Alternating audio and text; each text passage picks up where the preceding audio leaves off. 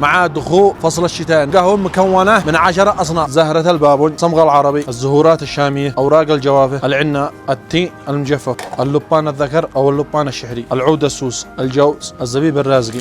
يخلط كامل. الآن صارت القهوة جاهزة. يفضل استخدام سكر النبات المفصص أو تستخدموا السكر العادي، بس يفضل استخدام النبات المفصص. وأمراض البرد كامل للسعال، للزكمة، شحبة الصوت، للرب، ولها فوائد كثيرة. نغلي الماء بمقدار كوب ونضيف المكونات التي خلطناها الآن.